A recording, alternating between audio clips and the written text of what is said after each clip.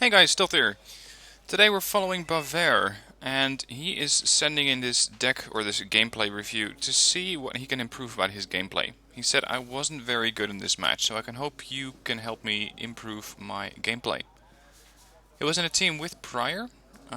He was on TeamSpeak with him. I'm not sure about the other guy, Moru Getang.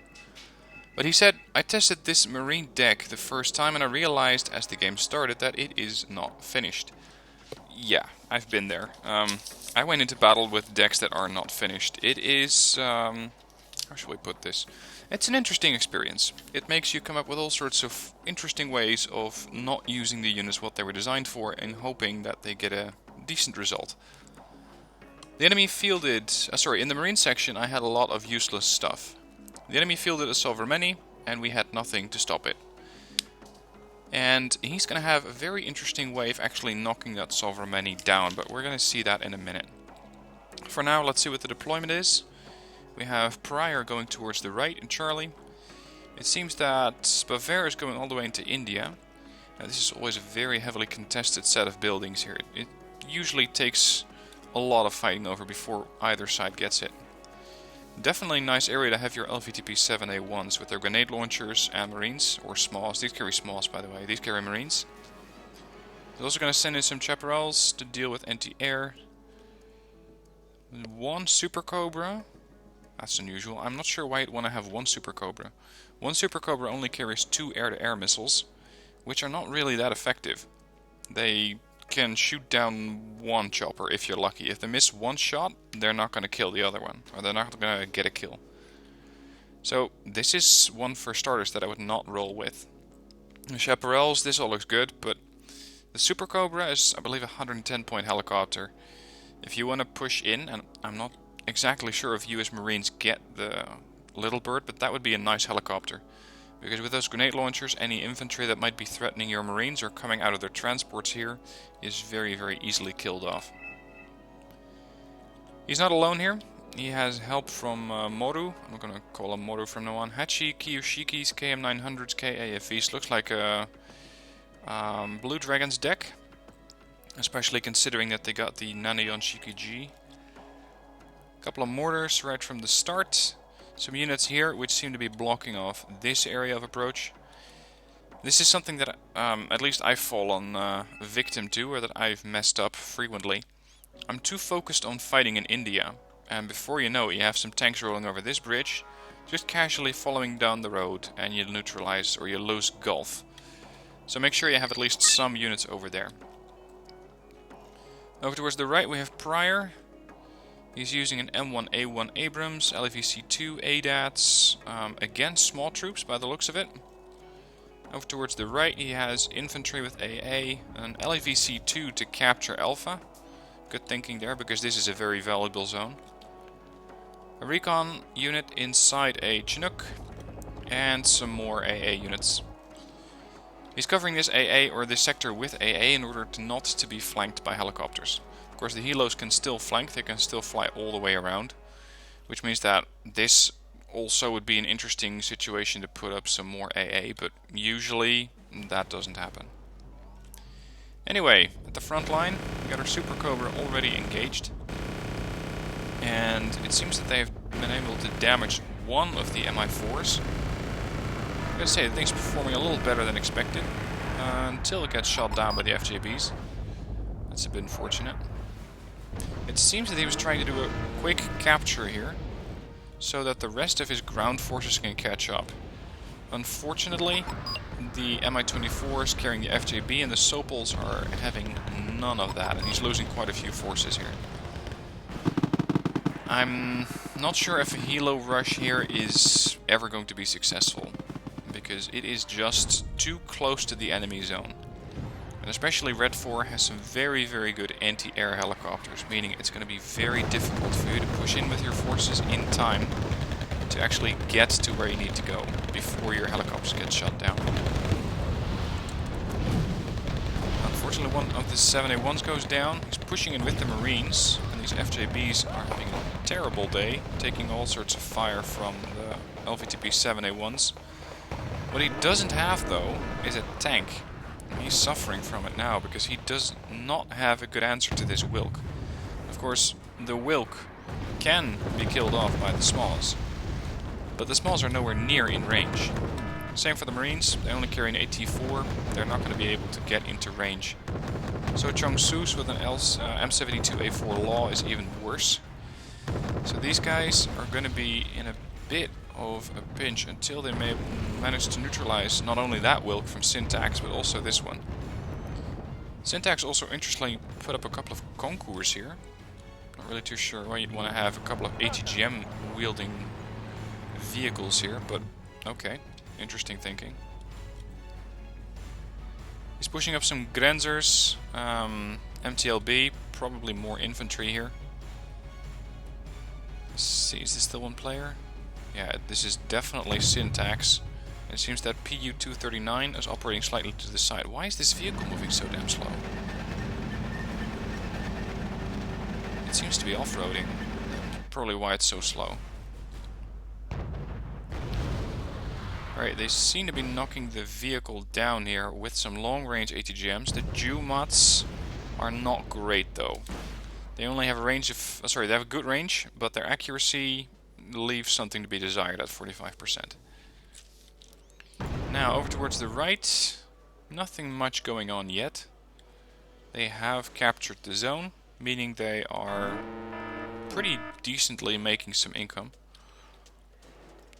There we go.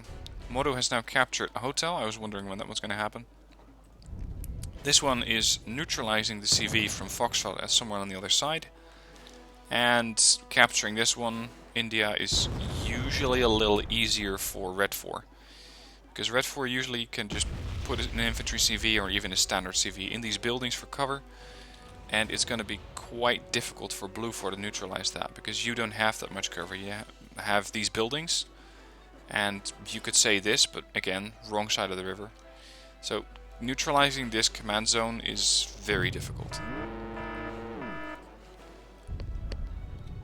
Now, one thing that he's constantly dealing with that he does not have an answer to is these Wilks. They are not terribly great tanks. 125 points, good accuracy, good armor penetration. They are, I suppose you could say, medium average tanks. Very good at killing off medium vehicles, harassing transports. And you've seen their results. They are doing their job rather well. Seems that we have a Tarantula here. There's going to be a bit of a dangerous fight. A Tarantula has a range of 2100 meters, 60 strength, which means with a strength from the missile at 26, it's going to have to eat 3 missiles from the longbow. Let's see if Pryor can get away with that. He should be in range by now. It seems that that's not the only threat. We've got some units trying to flank around here. Missiles hit. One more ought to do it. You can pop smoke and flares all you like, but it's not going to save you. And yep, we do have a helo rush. This is what I was worried about, because right now the AA that's over here from Pryor does not serve any purpose. And I think that they're responding slightly too late. Because the moment that I see a helicopter here, I'm going, oh crap, I need to do something right now. And they haven't really done that. They're only now bringing in Wolverines. And they do have one ADATS. ADATS is a decent anti-air platform, but it only carries 8 missiles. Those missiles do 7 damage. Hinds, though, have 10 strength and 1 armor. So you're going to have to punch through the armor first and then deliver your damage. But it's going to be tricky if they can neutralize all of these guys. Wolverines have spawned. Managed to shoot down 1 helo there. Another one goes down to the ADATS. Wolverine fires again, killing the last Hind. Wolverine's now stunned. The ADATS is involved. There's another one down. That just cost them a whole lot of points. And I'm talking Red 4. Because Blue 4 only lost 1 Wolverine, which are 35 point, almost throwaway AA units. And there's another hit. See if the Chaparral can do that again. Yep, he got him. 30 points. Now, over towards the middle. They are not exactly gaining ground, and Red 4 has now captured India. What I'd say here is try and get a smokescreen up around this position and try to push in with your Navy SEALs. You can even use your Navy SEALs in LVTP 7A1s, just combine these into one group of 2 units, get them inside there and rush them across, because running across is going to take too long and be too risky. A couple of Vidra 2s pushing up from Syntax.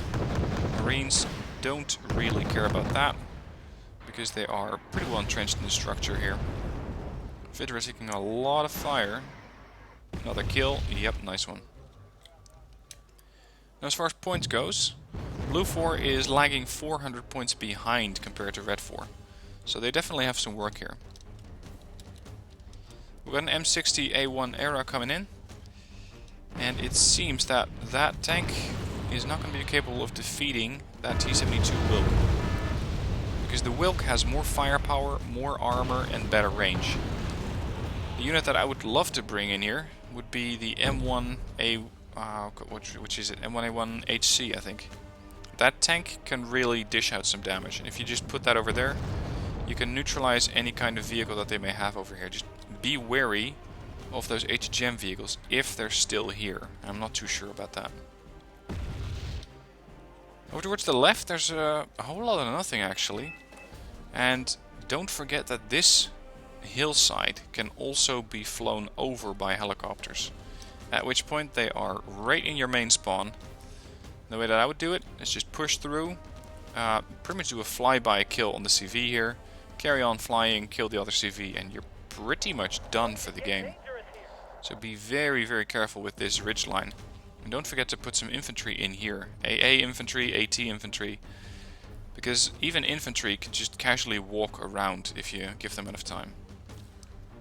Fortunately for Blue 4, Red 4 does not have any units going this way, so that's good. BTR 90 casually sitting out here. Pretty risky for a vehicle this good. You don't get too many BTR 90s usually. Grenade launcher and the autocannon make a very, very good match for any kind of infantry that they may encounter. But right now they just, I don't know, they just keep it out in the open. I don't think that Marine decks get the light riflemen. I haven't played Marine decks in ages, so I really don't know what kind of units they get in their deck. I should try another game with one of those. But light riflemen over in this structure could easily wipe out the BTR 90 without the BTR 90 being able to fire back at them.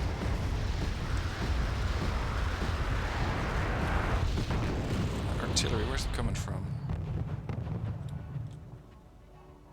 It was an MLRS strike, wasn't it? It was not the K9. What the hell was firing? That's a crashed jet. Weird. May have been the LEVMs. Anyway, we got some logistics coming up. The one thing that I don't really see here is more reconnaissance. They don't know what's going on the other side of the river, except for the BTR 90. Make sure you have some recon in either this building or this one. And you can see a little further over the river. And the only recon vehicles that or the recon units that he has here right now is 2 groups of SEALs. So much for your logistics, unfortunately. 2 groups of SEALs as spotters. Over on the right, they only carry 1 Suzak Day. Another good position for recon would be over here, and you can just pretty much spot whatever is going on here. Not exactly too far into this tree line, but at least you have more information on what units to bring and what you need to counter. That Wilk is almost down. Let's see where the M60 has gone. I was over here. It didn't actually move in to engage. A couple of KM106s. Seem to be trying to do the last bit of damage that the Wilk needs in order to go down. Unfortunately, mortars against tanks, you're going to need to fire a lot of rounds before you actually get a kill. Seems that they're now taking a Buratino strike here. That's going to do a lot of damage. Navy SEALs are starting to burn up. The Stinger is likely to go down. Yep, there it goes. These LVTPs can usually take it so long as you don't leave them inside the napalm. But especially Navy SEALs and the small teams, these guys are pretty pricey. 15 points and especially these guys 35 points each. So you need to keep these guys safe. And this is something that in a town fight like this, which is usually happening at medium range, I find the US decks to be lacking. They don't have any HGMs, especially not the HGMs of the range that you're used to, so say 2450 or 2625, meaning that it's going to be more difficult for the US to dish out the damage at longer range. So if you have an incoming rush of vehicles, the only real defense that you have is tanks or fire support vehicles, and that's really not what you need. Especially along a range like this, a building such as this one where the smalls are, or this one, HGMs can cover pretty much the entire area here. But the US doesn't have anything like that, whereas for example the French or the Germans do have one of those units. Also their AA down the middle is a bit lacking, so that's something I would definitely pay a bit more attention to, as well as apparently moving your mortars around, because that jet just came in right down the middle and managed to neutralize 2 mortars. Now they weren't his, they were probably Prior's or Moru's, I'm not sure. I think they were Prior's. At any rate, they need more AA here, and they have a Piphawk coming in now, but it's a bit late, of course. Ah, right, the US do get light riflemen. They got destroyed. I'm not sure where. Anyway, what's going on the right? It seems all quiet here. Another aircraft comes in, a MiG-29S. Missiles are going in. Target is down. They are, however, lagging behind by 700 points by now. And I don't know. They seem to be randomly bombing tanks here. Let's see what's coming in from Blue 4. A cargo unit, another Pip 3, some more Stingers. It's a pretty passive battle. They're not really moving anywhere. TOW 2 Humvee coming in. I really like these things. They are real fast. They're also real fragile. They have absolutely no armor, so even an infantry unit with a machine gun can take care of these guys. Here comes the Seed aircraft. Not sure if that actually killed any one of their AA units. They did manage to shoot down another jet. Which was that? Looks like a bomber to me. Crashed aircraft. I think that's... It's not an Su-25, is it? Oh. Anyway, decent kill. Difference is now 600 points. But they don't seem to have enough forces here to really hold. And the interesting thing is that Red 4 does not seem to be pushing back anywhere either. Prior has very wisely parked reconnaissance units over here, as well as a chopper over there. Let's see if the recon is on the good side. Yeah, perfect positioning. What you sometimes see people do, which is a big waste, is put their recon, for example, here. Which means that they're only going to be able to spot units as they are flying over the mountains. If you put them on top of the mountains, as he's doing right here, you can actually see what's going on the other side. So don't be making the mistake of putting these guys on the wrong side of the hill. We've got a command unit coming in. There's the Sovereign that was mentioned. I gotta say, people don't like naval, but the amount of detail that has gone into designing this ship, that is impressive. That must have taken Eugen a lot of work. And again, you can think of naval what you want, but they did try to implement it. They did get a lot of these things right, as far as I'm concerned. I mean, the Sea-Wiz guns, the missile launcher on the bow here. You have, of course, the main guns. Here, the dual gun on the bow, as well as the dual gun on the rear. And I gotta say, these things just look good. Think of naval what you will, but I think that these things are just beautiful. At any rate, they don't seem to have anything going to counter that, and that is going to be an issue. The Atacams can do quite some damage to it, but it's going to take a long time before they can actually kill it. Sovereign has 250 hit points. It has 3.5 kilometer range against helicopters, meaning that any kind of attack using your longbow is bound to fail, because this thing is going to kill you before you're going to kill it, or even do any kind of damage to it. Similarly, if you want to try and engage this thing with a tank, well, you better bring something that's heavily armored, because these things fire 36 rounds a minute, and they have 360 rounds, so they can keep bashing your tanks every single time you send up another one. And they are rather hard to kill. So that's going to be their challenge. The questionable thing that you could say here is that Red 4 can only push this thing so far. And while it may be able to use its main guns against this shoreline, it is not doing much of anything else. And by that I mean that it doesn't really have any... I mean, it does have long-range missiles, 4.5 clicks against airplanes, meaning they can probably fire all the way to about there. But they're not too likely to do airstrikes anyway, because this is not an airstrike reinforcement zone. This one is. So if your airstrikes are going to come in, they're probably going to fly over there.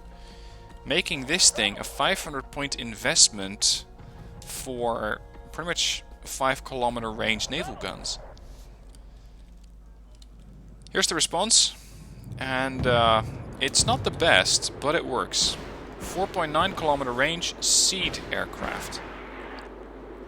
Sovremeni has taken at least a little bit of damage, and with the combined ECM between these two aircraft, they managed to dodge most of the return fire. They're going to need to fly these missions a lot of times though before they actually manage to kill off the Sovremeni. And especially with the amount of damage that they've taken, they're going to be out of action for a while. Now it seems that over towards the middle we have another Buratino strike on this area, which did force the US or the Blue 4 units out of this region, but I don't see Red 4 pushing up either. They seem to be camping on the other side of the river, whereas if you have a Buratino strike and you wait for it to burn out, that would be the perfect time to put up a smoke screen and start pushing in your forces to capture a foothold on this side of the river. And considering that these forces are not that strong altogether, I mean, we got 10 Navy SEALs, a little bit of what's left of the Smalls, some units of infantry, but not much else. Red 4 could roll through here if they really wanted to. Looks like we had a Smirch strike coming in. Pryor's M1A1's taking a lot of fire here. Depending how accurate those missiles are going to be, this tank is probably going to live. It's just not going to be in perfect shape anymore. Took 4, or it has 4 hit points left. Took 6 hit points of damage. You can see that this thing may need a bit of fixing. Red 4 seems to be pushing in again. Syntax is coming in with a couple more Vidras. Now these usually carry standard infantry, so it's not going to be too bad. They're firing again with their mortars, whatever's left of them, the KM-106s, as well as, I think that's the Canyon Thunder. You can keep firing at these structures all you like, but again, if you don't have a suitable follow-up, if you don't have a plan on what's going to happen next, you might as well not move here altogether. Now I gotta ask, where the hell is that Sovremeni? Because it's not dead. I don't believe that. They didn't get any kind of points suitable for a 500-point kill. Ah, there it is. Jeez, look at how close that thing can get. It seems that they're trying to spot for the Sovremeni, or that the Sovremeni is trying to spot for itself. I'm not sure about the optics that it has, because it only says optics C. I think this thing needs a bit of an escort from a unit which has better optics in order to actually start to use those main guns. Because, let's face it, it was almost on top of this CV. But this inclination, this little hillside on the island, seems to have saved these units for now. And again, a 500-point investment doing nothing, that can really hurt your forces if you're playing Red 4. We've got a helicopter coming in here from Syntax. Syntax is trying to probe these flanks. They can probably see the CH-147 at this stage. The question is he going to keep coming or not? There's always a bit of a risk if you send over a recon helicopter without a follow-up. On the one hand, you can say, well, it's safer. You may not lose as many forces as you normally would. On the other hand, you could say, well, if they are going to realize that there is a little bit of a gap, they're going to close that up right away, meaning that you're not going to be able to neutralize or push through this gap again. But it seems that so far, they are unaware. I mean, this thing took fire, but that was automatic fire from the 147. And Syntax just seems to keep going. I think, by the way, that Syntax at this point left the game without actually wanting to. Because it said he left the game. It didn't say he surrendered. It said he left the game, which means he disconnected. This is something that people seem to mistake from time to time. Disconnecting means that you lose your connection to the game, and the game is going to register that as he has left. If you see, for example, in a large 10v10 people leaving, it's usually first that they surrender and then they quit out of the game, or then they leave the game. Meaning that at that point they actually said, screw it, I'm not going to play anymore. Unlike, for example, oh look, more Prowlers. And a Harrier even. Interesting. Just firing rocket pods into a ship like that. Why not? Harrier didn't survive though. Look at that. That was the recon helicopter. That recon helicopter is just sitting there. Anyway, what was I saying? We were talking about the Sovereign and about this recon helo.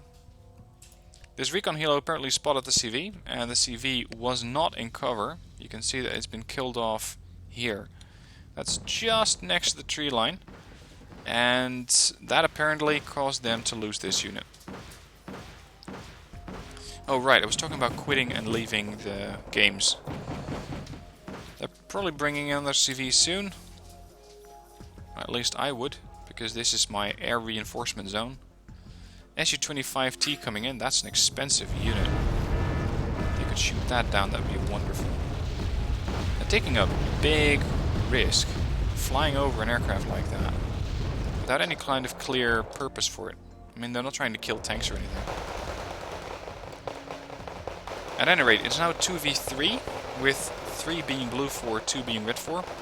Red 4 is trying to push in. I'm not really too sure what damaged these guys so heavily, but they are losing a lot of forces.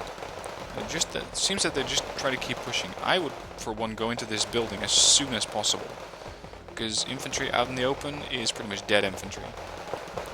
And PU-239 does not seem to agree with that. He just keeps going, desperately going for the Suzak Day, but they are surviving.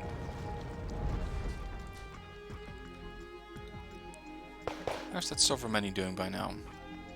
I think he needs 2 more flights of aircraft before they manage to kill it. LEVMs? Are you actually going for the Sovereign? Wow, okay. Not only them, he has 2 groups of those. These ships usually don't take a lot of damage from them, but what it can do is panic them, making another attack with seed aircraft a little easier. Because a panicked ship is not going to be as accurate, meaning that you can much easier knock it down without risk, or with reduced risk, of losing one of your aircraft. They do have a Muna coming in, trying to desperately repair the Sovereign. In a 3v3, I would not be likely to field the Sovereign. I would be much more likely to field a Jiangyu frigate or a Hujian, because those things can still do quite a bit of damage with their main gun. I'm not sure if they're coasters, I don't think so. Look at that, he's now worried. Couple of missiles going in. Yep, got it. 500 points there. That explosion rocked the Muna a little bit, causing it to lose 1 bit of hit points, but it instantly gained blue for 500 points, putting them right back at the same level of scores, or same point level as red 4. Actually, even putting them over. They are, however, still not in control of Gulf. And is this... Oh, sorry, this is an air reinforcement zone. I'm not used to that because I usually don't play the naval version of it. But this is an air reinforcement zone because it's also a naval one. A couple of missiles trying to hit the Muna. Unfortunately, that Hornet went down. The Muna is a pretty easy target, I gotta give you that. But if you want to try and engage this thing safely, you may want to do that with helicopters. Because you saw that the aircraft flew over, kept going, and then got shot down by the AA over there. Helicopters are a safer option.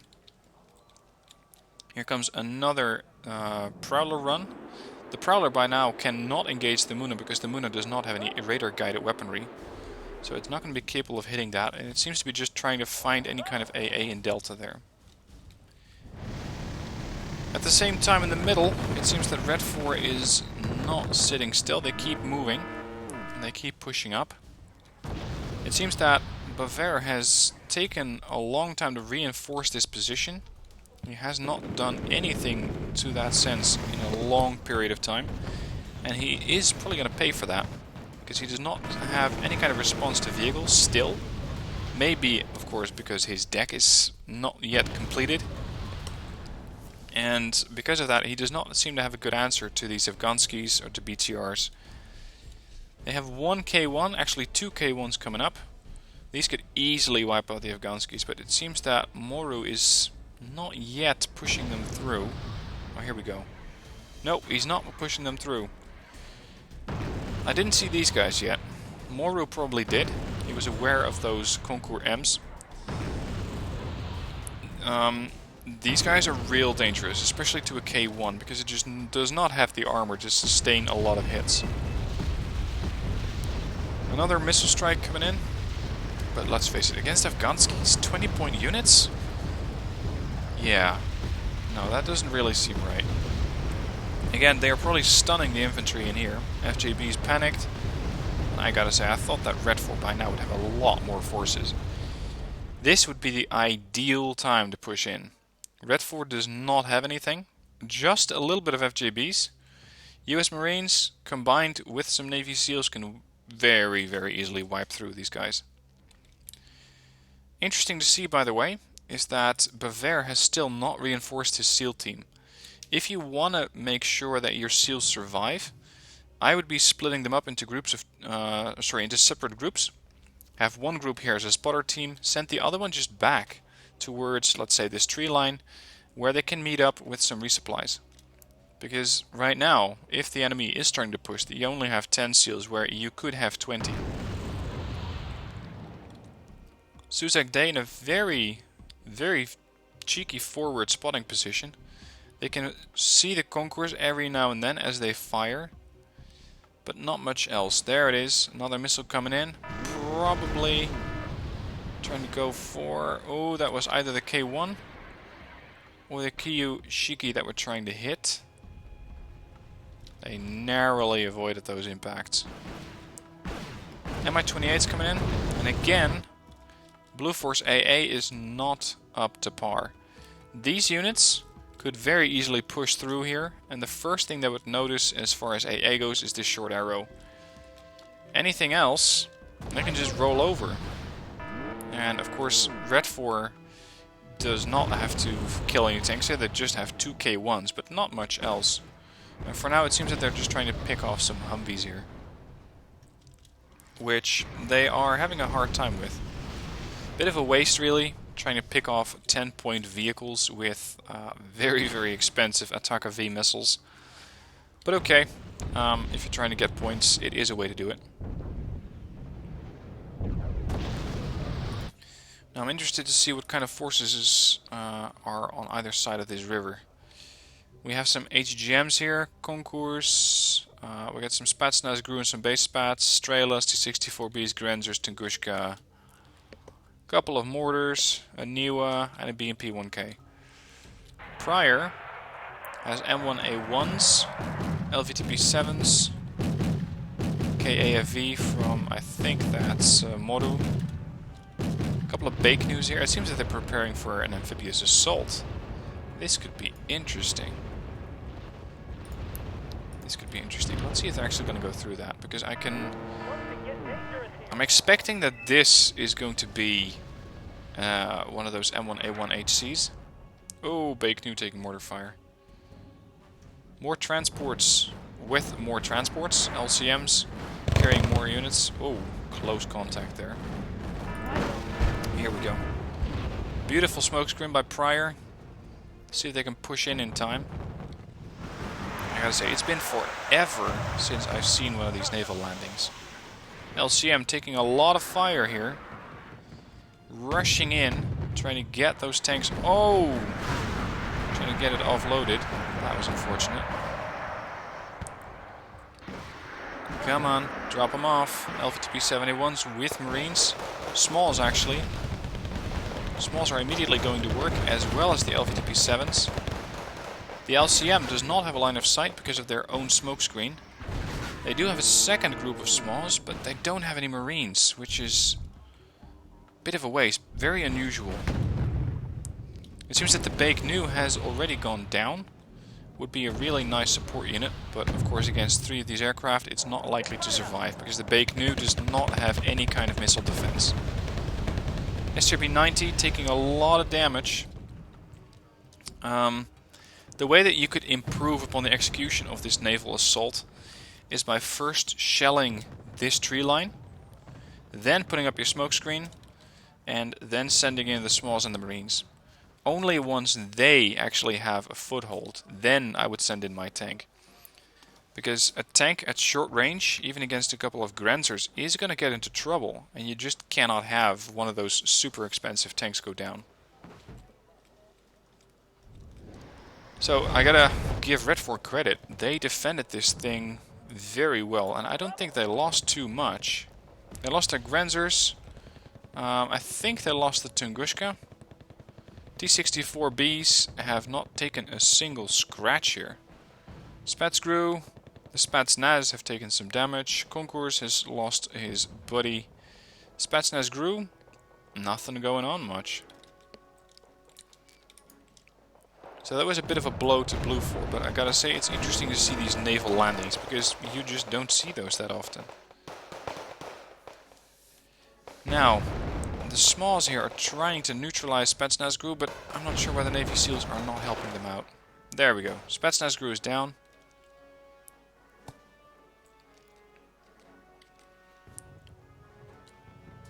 Mi-28s coming in. Again, I don't see any kind of long-range AA. They do have the Mistrals, but a short arrow system could make easy and quick work of those helicopters as they come in. Chaparrals, same deal. They are even more accurate, but they're only bringing them in now. And of course, I don't know how much income they were getting. I don't think it's going to be that much. They don't have the naval zone anymore, so they got these 4 zones spread out between 3 players. It's going to be a decent amount of income. And I don't know how many points he was floating, so how many points he had in reserve.